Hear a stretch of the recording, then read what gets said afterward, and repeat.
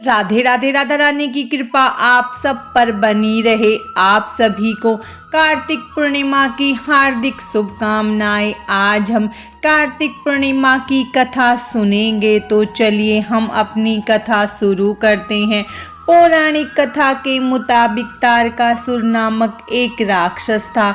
उसके ताराक्ष, कमलाक्ष, विधुनमाली नाम के 3 पुत्र थे। जब भगवान शिव के पुत्र कार्तिकेय ने तारकासुर का वध कर दिया तो उसके पुत्रों को बहुत दुख हुआ। क्रोधित होकर उन्होंने देवताओं से प्रतिशोध लेने के लिए ब्रह्मा जी की तपस्या करने का निर्णय किया। अपनी घोर तपस्या से तीनों भाइयों ने ब्रह्मदेव को प्रसन्न कर लिया और उनसे अमर होने का वरदान मांगा। ब्रह्मा जी ने कहा कि यह अमरत्व का वरदान तो नहीं दे सकते हैं, इसीलिए वह कोई अन्य वरदान मांग ले। ब्रह्मा जी के दूसरे वर मांगने की बात पर ताराक्ष, कलमाक्ष और विधुनमाली ने तीनों नगरों का वरदान मांगा। साथ ही उन्होंने कहा कि हे ब्रह्मदेव, आप हमारे लिए ऐसे 3 नगरों का निर्माण करवाएं जिसमें हम तीनों अलग अलग बैठकर पूरी पृथ्वी आकाश मार्ग से 1000 साल तक भ्रमण करें। उसके बाद जब हम तीनों 1000 साल बाद जिस स्थान पर मिले उसी समय हमारे तीनों नगर मिलकर एक होकर त्रिपुर कहलाएं। तीनों ने खूब विचार कर ब्रह्मा जी से वरदान मांगा। हे प्रभु, हमारे पास कोई दृढ़ दुर्ग नहीं है जिसमें शत्रु न प्रवेश कर सके।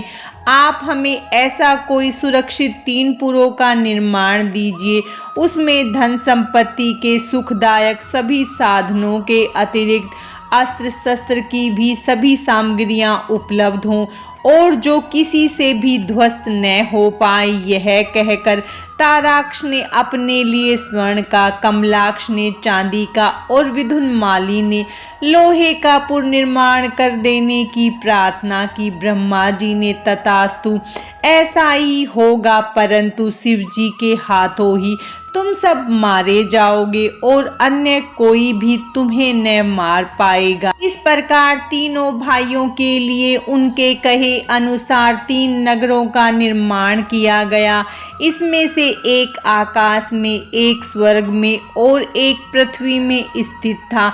इस प्रकार वे तीनों अपने अपने नगरों में रहकर आनंद भोगने लगे। इन नगरों के बाद तारकाक्ष, कमलाक्ष और विधुनमाली ने अपनी शक्ति में तीनों लोकों पर आक्रमण करके अपना आधिपत्य जमा लिया। सभी देवता तीनों भाइयों के अत्याचार से परेशान होकर भोलेनाथ जी की शरण में पहुँचे। अपनी रक्षा के लिए प्रार्थना करने लगे।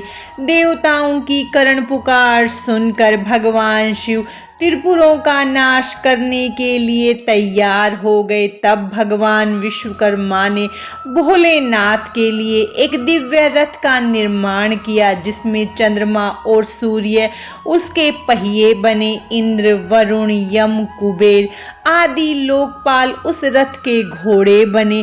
हिमालय धनुष बने, वहीं शेषनाग उसकी प्रत्यंचा बने। यही नहीं, स्वयं भगवान विष्णु बाण तथा अग्निदेव उसकी कोण बने। उस दिव्य रथ पर सवार होकर भोलेनाथ त्रिपुरों का नाश करने चल दिए, लेकिन असुर निर्भय थे।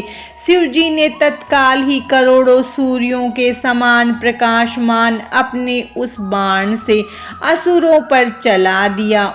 उन दिव्य और विनाशकारी बाणों ने उड़कर त्रिपुरवासियों का वध कर दिया। देवताओं के देखते देखते चारों ओर से समुद्र द्वारा घिरे हुए दैत्यों के तीनों नगर ध्वस्त होकर भूमि पर गिर पड़े।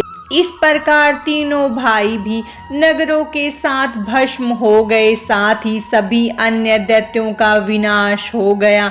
त्रिपुरों का नाश होते ही सभी देवता भगवान भोलेनाथ की जय जयकार करने लगे और उसी समय सभी देवताओं द्वारा भोलेनाथ को त्रिपुर का अंत करने वाले त्रिपुरारी के नाम से पुकारा जाने लगा। यह युद्ध कार्तिक पूर्णिमा के दिन हुआ था। माना जाता है कि तभी से इस दिन भगवान शिव की पूजा अर्चना करने की परंपरा शुरू हुई। कार्तिक पूर्णिमा की कथा समाप्तम। भगवान शंकर की कृपा आप सब पर सदा बनी रहे। राधे राधे।